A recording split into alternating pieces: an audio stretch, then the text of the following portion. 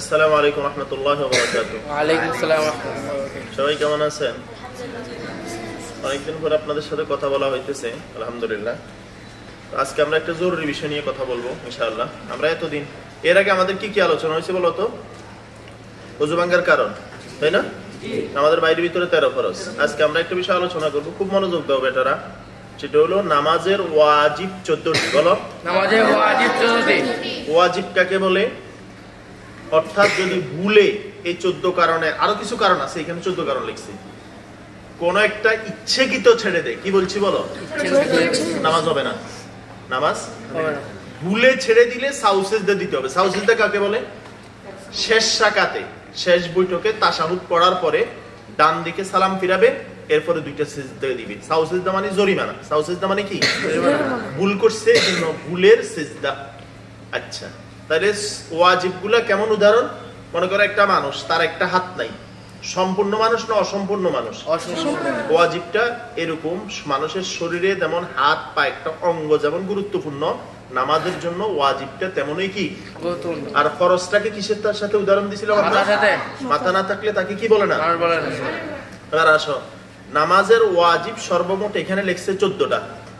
এক নাম্বার হলো আলহামদু শরীফ পুরা পড়া, অর্থাৎ কি সূরা ফাতিহা কয় আয়াত?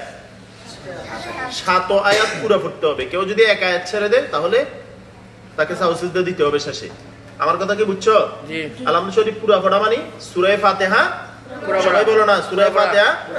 কোন কারণে যদি কেউ এক আয়াত ছেড়ে দেয় তাহলে কি করতে হবে শেষে?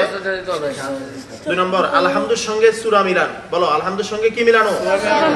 আলহামদু মানে সূরা ফাতিহার সাথে এরপরে গিয়া সূরা মিলানো। সূরা মানে সূরা, যে কোন সূরার অংশ মিলানো, 3 আয়াত পরিমাণ, এটা মিলানো। এটা কি ওয়াজিব? বলো, এটা কি ওয়াজিব? ওয়াজিব।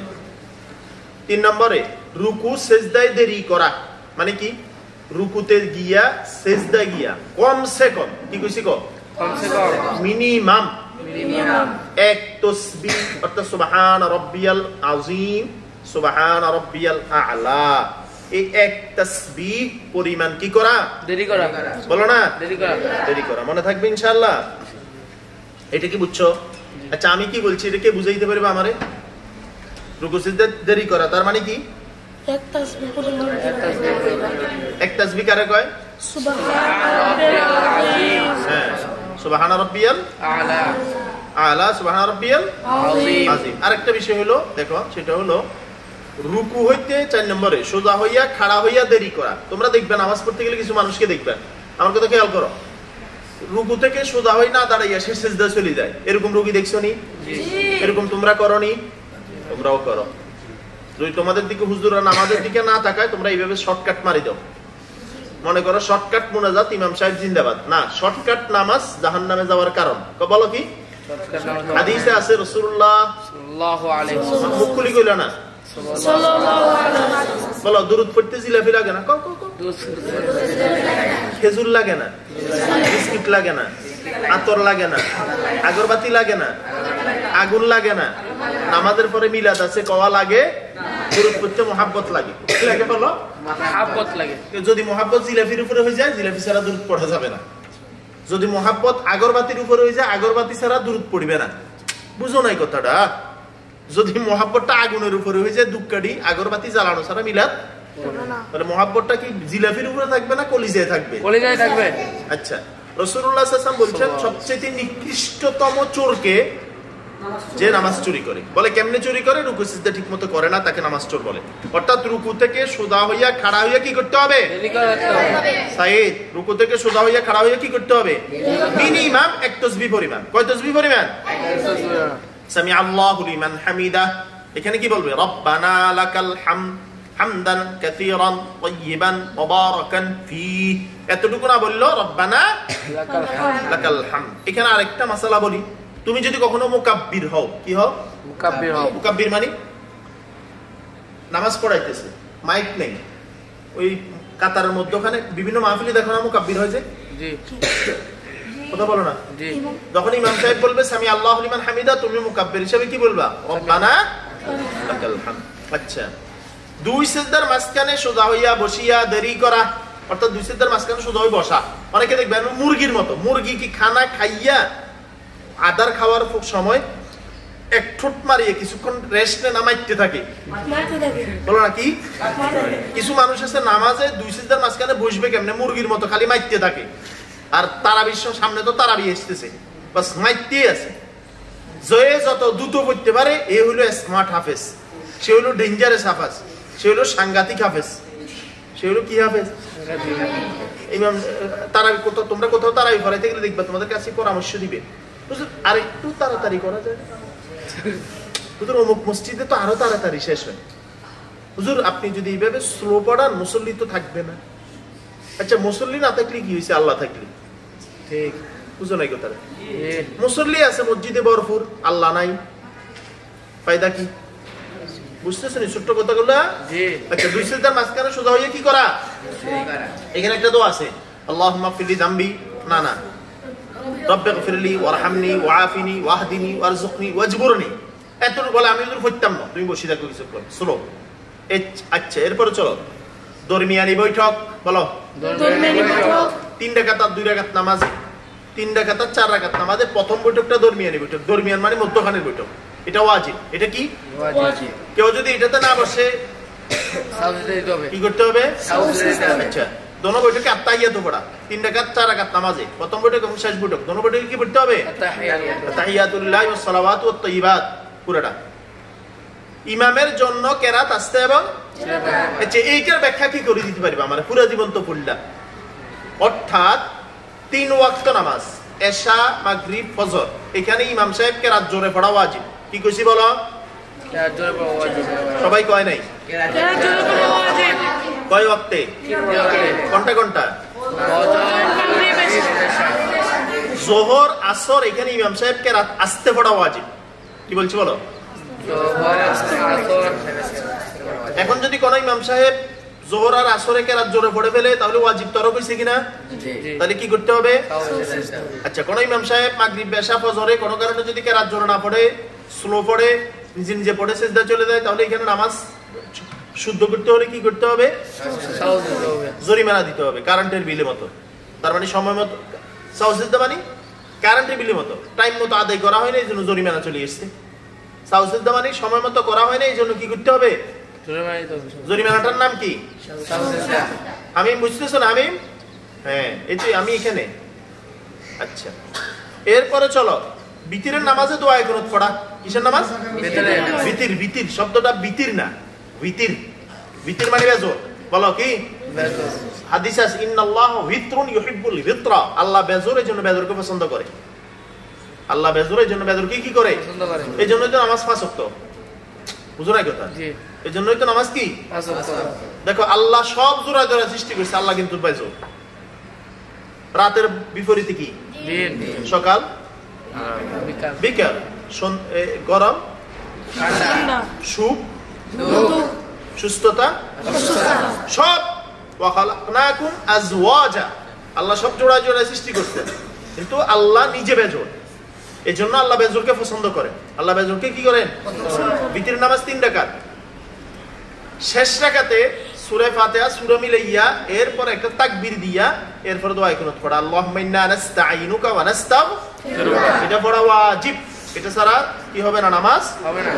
যদি কেউ না পারে সে রব্বানা আতিনা ফিদ দুনিয়া হাসানা ওয়া ফিল আখিরাতি হাসানা 3 বার পড়বে, অথবা এখানে ছোট একটা সূরা পড়বে, বাস। এর সাথে সাথে এটা শিখতে হবে, সাথে সাথে এটা কি করতে হবে?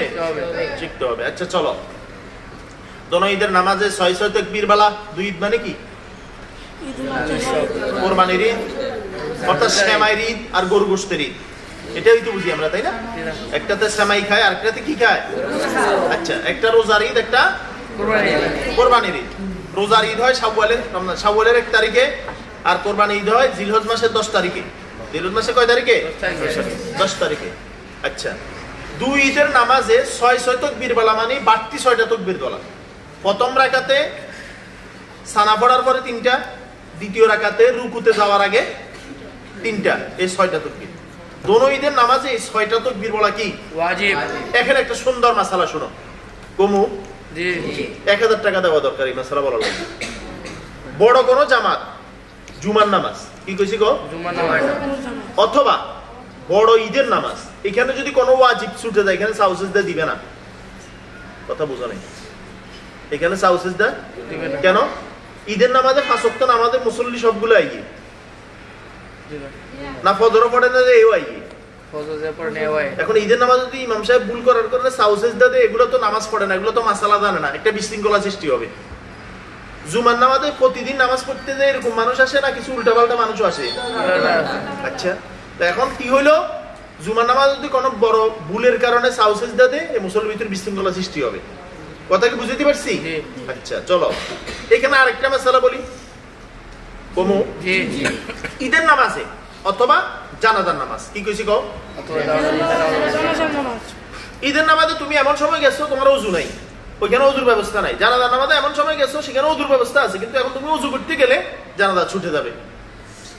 এখন কি করবা? তাইমুম করবা। তাইমুমে কয় ফরজ? ওই তাইমুম আর শর্টকাট কি তাইমুম মারে দিয়া নামাজটা মারে দিবা। তাইমুম মারে দিয়া ঈদের নামাজটা মারে দিবা। এই তাইমুমের ভ্যালু কতটুকু? তোমার নামাজ শেষ, তাইমুমও শেষ। এই তাইমুম দিয়ে কিন্তু তুমি কোরআন পড়তে পারতে না, অন্য নামাজ পড়তে পারতে না। আমার কথা কি বুঝছো না? জি হ্যাঁ, এটা হাদিসে আছে। আচ্ছা চলো, এরপরে প্রত্যেক ফরজ নামাজের প্রথম 2 রাকাতকে কেরাতের জন্য নির্ধারিত করা।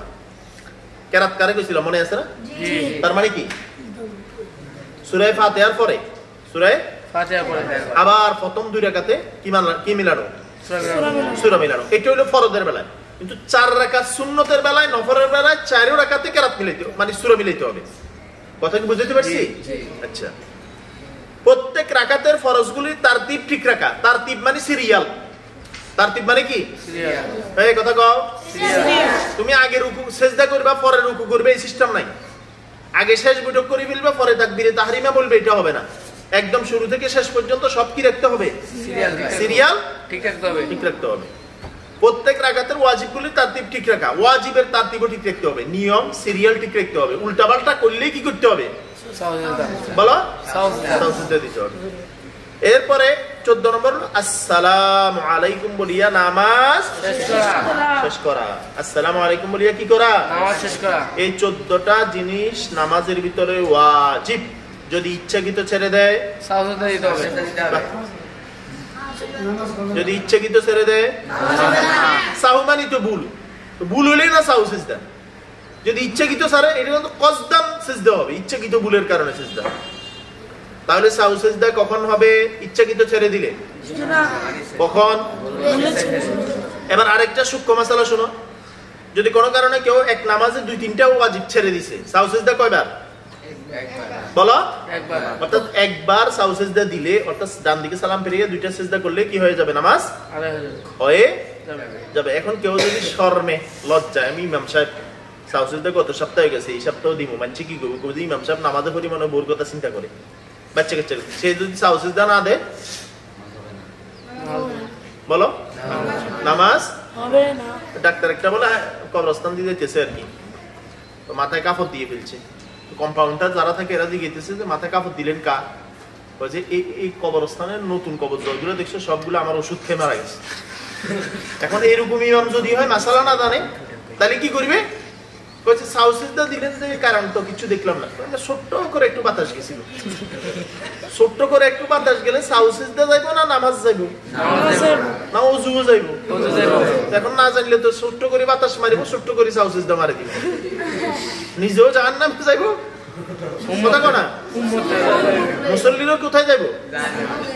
আর লজ্জায় যদি কোনো কারণে ওযু ভেঙে যায়, বাতাস চলে যায়, এ আর নামাজ এভাবে ছাড়ে দিবে, নামাজ পড়াই ফেলবো। ওযু নাই সে জানার পরে যদি নামাজ পড়াই দিয়ে সে ঈমান চলে যাবে, কাফের হয়ে যাবে। বলে কি করবে? মাসালা কি? এই জন্য ইমাম বরাবর মুসল্লি যায় নামাজ যায়, সভাপতি সাহেব দাঁড়ায় 2 পায়ে দিকে সাগাই গিয়া, অর্থাৎ উনি সূরা ফাতিহা জানে না। যদি এরকম মুসল্লি পিছনে থাকে, ইমাম সাহেব যদি কোনো কারণে সভাপতি ধরে রাখবো, আপনি কই দিতেছেন আমি মসজিদ সভাপতি, নামাজ সারি কই দিতেছেন, এ তো জানে না মাসালা। এই জন্য ইমাম বরাবর পিছনে যে দাঁড়াবে সে যেন মাসালা জানে। ওযু চলে গেলে তাকে গিয়া কি করবে? অথবা কোনো ইমাম সাহেব বেহুশ হয়ে গেল, তো বাকি নামাজ কেমনে করবে? ওই যে পিছনে যে থাকবে সে করবে। বুঝছো নি কথাটা? বুঝতেছো নি? তোমার কাছে মনে হইতেছে হুজুর এই মাসালাগুলো কি এত দরকার? কি পরিমাণ দরকার? আর একটু বড় হও, ইমামতি করতে যাও, আর একটু বড় হও, মাসালা মাসাইল শিখো, তখন দেখবে কি পরিমাণ দরকার মাসালাগুলো। আল্লাহ তাআলা আমাকে আমাদের সবাইকে বুঝা মানা বলা করা সহজ করে দেন। আমিন। আসসালামু আলাইকুম ওয়া রাহমাতুল্লাহি ওয়া বারাকাতুহু।